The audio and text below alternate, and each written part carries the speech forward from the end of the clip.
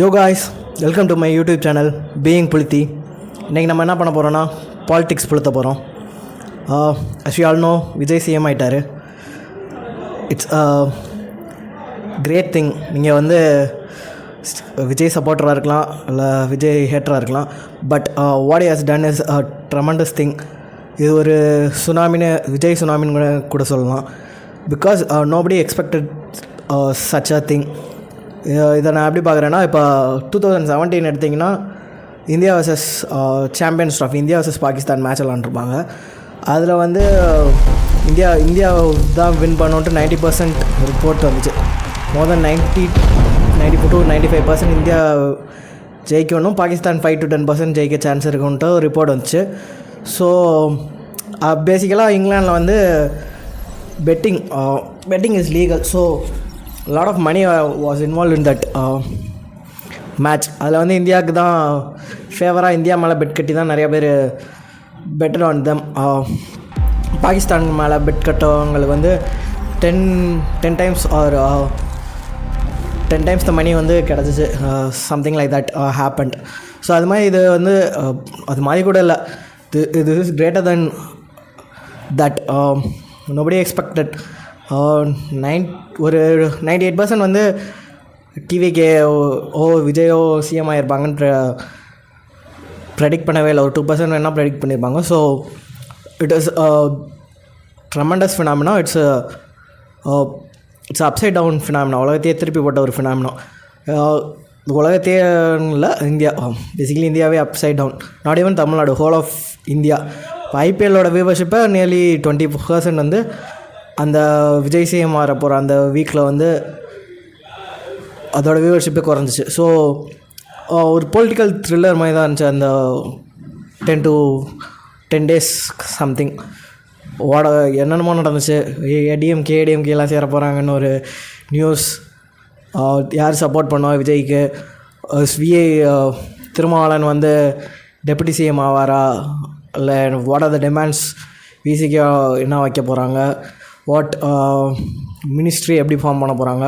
இப்போ வரைக்கும் 10 ministers something தான் ஃபார்ம் பண்ணியிருக்காங்க டிவிக்கே. ஸோ ரிமைனிங் 23 ministers இருக்காங்க. அப்புறம் வந்து ஃப்ளோர் டெஸ்ட்டில் வந்து 144 MLA சப்போர்ட் கிடச்சிருக்கு விஜய்க்கு. So around 25 something of MLAs வந்து ஏடிஎம்கேலேருந்து சப்போர்ட் பண்ணியிருக்காங்க. அதுவுமே ஒரு சர்ச்சைக்குரிய விஷயந்தான். பதவியாக இருக்கும்போது கோட் சூட் போட்டு வந்திருந்தார். அதேமாதிரி யாருமே ஒரு வெஸ்டர்னைஸ்ட் லுக்கு. ஆனால் த ப்ராப்ளம் இஸ், தலையும் வெஸ்டர்னைஸ்ட் லுக்டு வந்தாலுமே நம்ம வெஸ்டர்ன் பீப்புளை அட்மையர் பண்ணி பார்க்குறது அவங்களோட லுக்ஸ்க்காகவோ அவங்க ட்ரெஸ்ஸப்காக மட்டும் இல்லாமல் தாட் ப்ராசஸ், ஒரு வெஸ்டர்னைஸ் ஐடியா வந்து தான் நம்ம அவங்ககிட்ட வந்து வியந்து பார்க்குற ஒரு விஷயமே. ஸோ வெஸ்டர்னைஸ்டாக ட்ரெஸ் பண்ணிட்டு வந்திருந்தார். ஆனால் ஹி மேட் ஒரு ஜோசியம் பார்க்குறவர் வந்து ஆஃபீஸர் ஆன் டியூட்டியாக வந்து அப்பாயின்ட் பண்ணியிருக்காரு. அது சரியான பேக் ஃபயர் ஆச்சு. அப்பாயின்மெண்ட் கேன்சல் பண்ணியிருக்காங்க. So this is not trial and error பேசிஸில் பண்ணக்கூடிய தப்பு பண்ணலாம். பட் இதெல்லாம் பப்ளிக் பிளண்டர்னு தான் சொல்லுவேன்.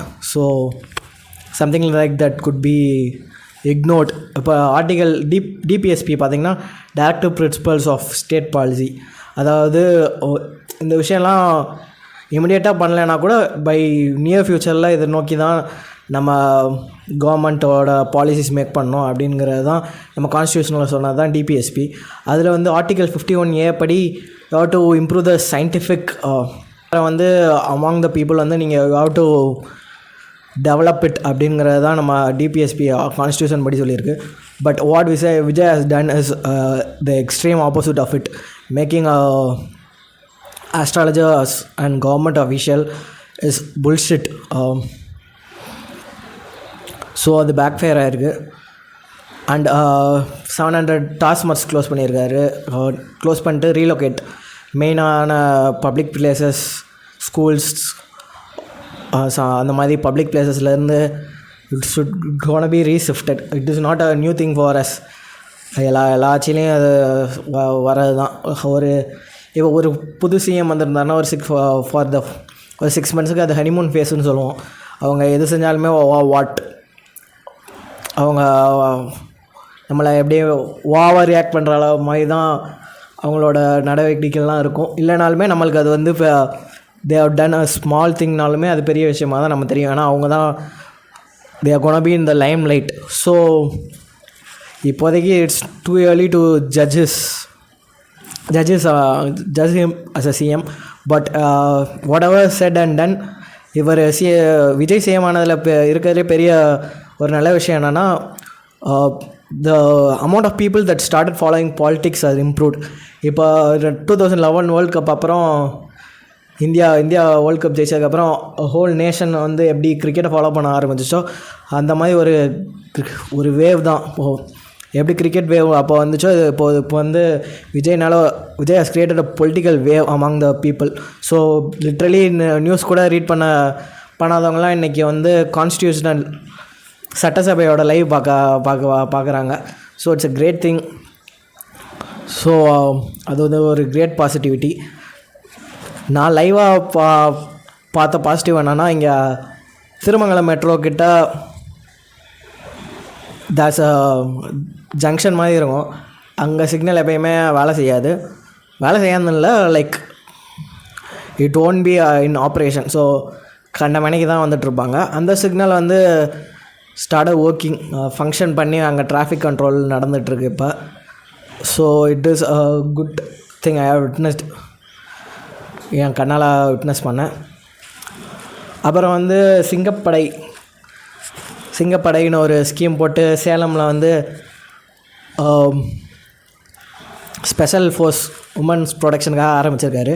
ஆனால் படைன்னு சொல்லிட்டு நான் நியூஸில் பார்த்ததுலேருந்து ஒரே ஒரு வெஹிக்கிள் தான் ரோந்து போயிட்டு இருந்துச்சு.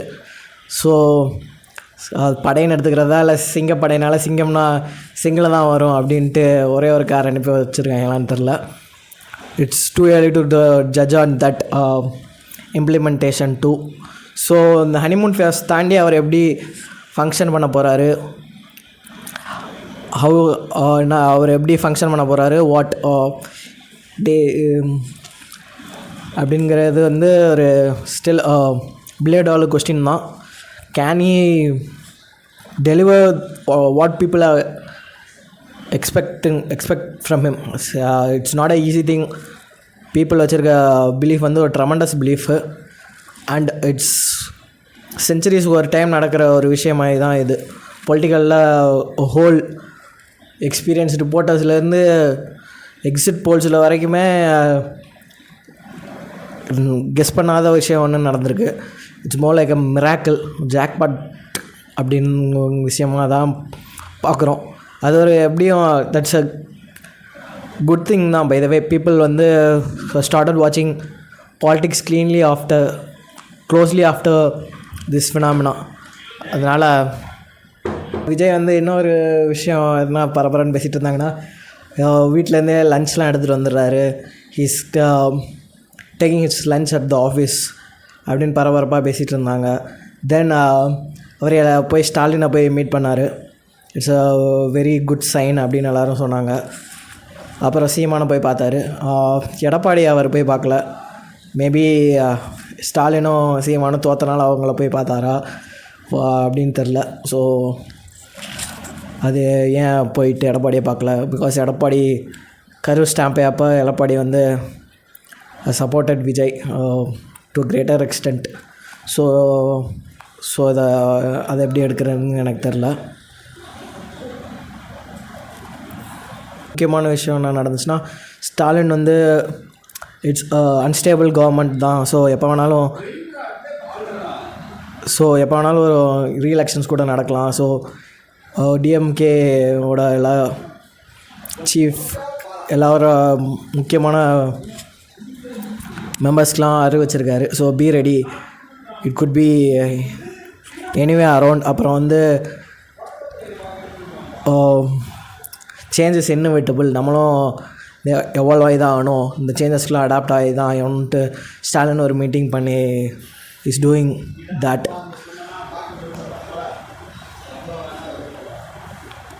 அப்புறம் ஏடிஎம்கேல 20 மினிஸ்டர்ஸ் டிவிகேக்கு சப்போர்ட் பண்ணியிருக்காங்க. அவங்கள வந்து ரிசைன் பண்ண சொல்கிறாங்க.